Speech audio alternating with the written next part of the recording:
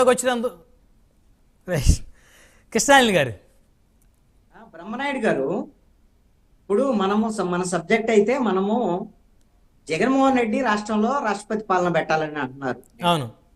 రెండవది నాగేంద్ర బాబు దాని మీద వీళ్ళు కావాలని అసెంబ్లీని ఎగ్గొట్టడానికి రాష్ట్రపతి పాలన అడుగుతున్నారు. ఇది అసలు గత 5 ఏళ్లలో ఇవి అనేటువంటి అంశం మీద నాగేంద్ర బాబు స్టేట్మెంట్. నేను చాలా స్పష్టంగా చెప్పినట్టు ప్రభుత్వం ఫెయిల్ అయిందని ప్రజలు నిర్ణయించారు. ప్రతిపక్షంలో కూడా జగన్మోహన్ రెడ్డి ఫెయిల్ అవుతున్నాడు అనేటువంటి దాని మీద ఇప్పుడు ఒక అవగాహన వచ్చేటువంటి విధంగా జగన్మోహన్ రెడ్డి వ్యవహార శైలి ఉంది అనేటువంటిది నా పరిశీలనలో ఉన్నటువంటి అంశం. ఎందుకు ఈ మాట అంటున్నానంటే, ఈ ప్రభుత్వం ఏర్పడి 35 రోజులు. ఈ 35 రోజుల్లో వాళ్ళు కొన్ని సంక్షేమ పథకాలను ప్రకటించారు. వాళ్ళు ఇచ్చినటువంటి హామీలను అమలు చేసేటువంటి ప్రయత్నం చేస్తున్నారు. అదే విధంగా గత ప్రభుత్వంలో జరిగినటువంటి అవినీతి అక్రమాలు, అదే విధంగా వాటికి సంబంధించినటువంటి కొన్ని శాఖలను పట్టుకొని పోలవరము, అమరావతి, ఈ మిగతా అంశాలన్నీ కూడా పవర్ ఇవన్నిటి మీద శ్వేతపత్రాలు రిలీజ్ చేసి, అంటే నిజంగా ప్రతిపక్ష నేతగా జగన్మోహన్ రెడ్డి రెస్పాండ్ అవ్వాల్సినటువంటి అంశం ఏమిటి అంటే ప్రతిపక్ష నేతగా ఆయన ఎందుకు ఫెయిల్ అవుతున్నారు అనేటువంటి దాని మీద నా యొక్క అభిప్రాయం ఎందుకు ఇది వచ్చింది అంటే, ఆయన గత ప్రభుత్వంలో మొత్తం అన్యాయాలు అక్రమాలు జరిగిన ఆధారాలతో సహా ఈ ప్రభుత్వము ఒకటో వెనుక ఒకటి శ్వేతపత్రాలు రిలీజ్ చేస్తుంటే వాటి మీద జగన్మోహన్ రెడ్డి మాట్లాడాలి ఫస్ట్. మా ప్రభుత్వంలో ఈ అన్యాయాల అక్రమాలు జరగలేదు, ఇవంతా అబద్ధం అనేటువంటి దాన్ని ఎవరో మంత్రులు వాళ్ళ మీద మాట్లాడటం అనేటువంటి కాదు.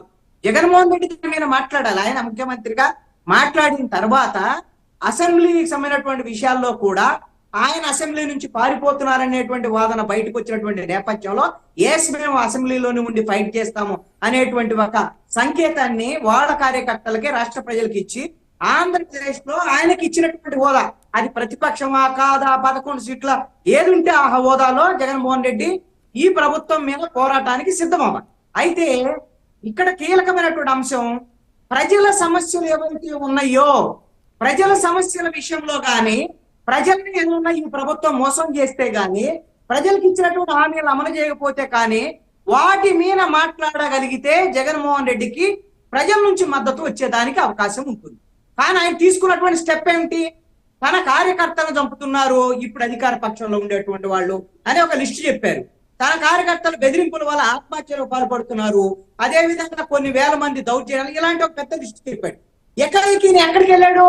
రాష్ట్రపతి పాలన పెట్టేసేయాలని. నెల తిరక్క ముందే ఆంధ్రప్రదేశ్ లో రాష్ట్రపతి పాలన పెట్టాలంటే ప్రజాస్వామ్యంలో ప్రజలు ఎన్నుకున్నటువంటి ప్రభుత్వము చాలా కీలకమైనటువంటిది. అదే విధంగా ఆంధ్రప్రదేశ్ ప్రభుత్వానికి ఎన్ని హక్కులు ఉన్నాయో, కేంద్ర ప్రభుత్వం ఆంధ్రప్రదేశ్ మీద ప్రధానమంత్రి, అదే విధంగా హోంమంత్రి, అక్కడ ఉండేటువంటి రాష్ట్రపతి, ఇక్కడ ప్రభుత్వాన్ని పత్రం తీసేసి రాష్ట్రపతి పాలన పెట్టేదనుకుంటే అసలు ఈ ప్రజాస్వామ్యంలో ఇంకా ప్రజా ప్రభుత్వాలు ఎందుకు? ఈయన ఈ విధమైనటువంటి మొన్నటి ముఖ్యమంత్రి ఉన్నటువంటి నాయకుడిగా ఉన్నటువంటి వాళ్ళు జగన్మోహన్ రెడ్డి రాష్ట్రపతి పాలన కావాలని కోరటమే ఆయన యొక్క రాంగ్ స్టెప్ కి ప్రధానమైనటువంటి కారణం. అయితే నాగేంద్ర బాబు మాట్లాడినటువంటి మాటల మీద సింపుల్ గా ఒకటి చెప్పగలను నేను. ఎందుకంటే జగన్మోహన్ రెడ్డి అసెంబ్లీని వదిలేసి వెళ్తారు అనేటువంటి చర్చ జరుగుతున్నటువంటి నేపథ్యంలో నిన్న మాట్లాడిన దాంట్లో జగన్మోహన్ రెడ్డి మాత్రం ఒకటి చెప్పారు, మేము అసెంబ్లీకి వెళ్తాం, ఉభయ సభల్లో గవర్నర్ ప్రసంగాన్ని మేము అడ్డుకుంటాం, నిరసన తెలియజేస్తాం, ఆ తర్వాత ఢిల్లీ వెళ్తాం అనేటువంటిది. అంటే అసెంబ్లీని 3 రోజులే కాబట్టి మేము బాయ్కాట్ చేస్తూ వెళ్తాం అనేటువంటి విషయాన్ని చెప్పినటువంటి పరిస్థితి ఉంది. కాబట్టి అసెంబ్లీని వదిలేసి వెళ్తారు లేకపోతే అసెంబ్లీని ఎగ్గొట్టడానికి వెళ్తున్నారు అనేటువంటిది కరెక్ట్ కాకపోవచ్చు. అయితే నాగేంద్ర బాబు ఎందుకు మాట్లాడారు అనేటువంటి విషయం వచ్చేసరికల్లా ఇప్పుడు జగన్మోహన్ రెడ్డి మొత్తం మాట్లాడేటువంటి విషయాల్లో మొన్న నెల్లూరు వెళ్ళినా లేకపోతే కడప వెళ్ళినా, నిన్న వినుకొండ వెళ్ళినా, ఈ నేపథ్యంలో ఎవరైతే జనసేన పార్టీకి సంబంధించినటువంటి నాయకులు ఇప్పుడు వెంకటేశ్వరరావు గారు ఇలాంటి వాళ్ళు అందరూ మాట్లాడుతున్నారు డిబేట్ లోను వాళ్ళు. కానీ పవన్ కళ్యాణ్ ఆ స్థాయిలో జగన్మోహన్ రెడ్డిని టార్గెట్ చేసినటువంటి పరిస్థితి ప్రభుత్వంలో వచ్చినట్టు లేదు, అంత అవసరం కూడా లేదు. ఆయన పట్టించుకోవట్లేదు. ఎందుకంటే జగన్మోహన్ రెడ్డి గారు కేవలం ఒక శాసనసభ్యుడు, పవన్ కళ్యాణ్ గారు రాష్ట్రానికి ఉప ముఖ్యమంత్రి కాబట్టి ఇక ఆయన మాటలు పెద్దగా పరిగణలో తీసుకోవట్లేదు అనుకోవాలా? అలాగే కదా, ఆయన పైన ఆయన చేసుకుంటూ వెళ్ళిపోతున్నాడు. ఆయనకు ఒక ప్రాధాన్యత ఏంటి?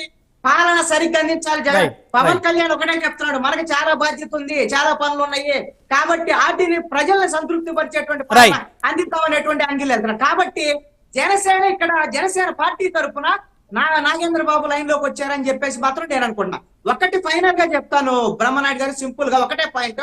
Yeah. కానీ దాడుల విషయంలో వినికొండ దగ్గర నుంచి ఇప్పటి వరకు ఈ 35 రోజుల్లో కానీ లేకపోతే 45 రోజుల్లో రిజల్ట్ వచ్చిన తర్వాత జరిగేటువంటి దాడులన్నీ కూడా ఖచ్చితంగా ఇది రాజకీయ ప్రేరేపితమైనటువంటి దాంట్లో ఎటువంటి సందేహం లేదు. Right, right, ఇది right. వైఎస్ఆర్ కాంగ్రెస్ పార్టీ ఏ విధంగా అయితే ప్రజలు తిరస్కరించారో ఈ విధమైనటువంటి దాడులు తప్పు అని, ఇదే దాడులు కింద కొనసాగితే ఖచ్చితంగా తెలుగుదేశం, జనసేన, బీజేపీ కూటమికి రాజకీయంగా మరింత నష్టం జరిగేదానికి అవకాశం ఉంది. రైట్, మళ్ళీ వస్తాం సార్. మనతో గాది వెంకటేశ్వర గారు ఉన్నారు.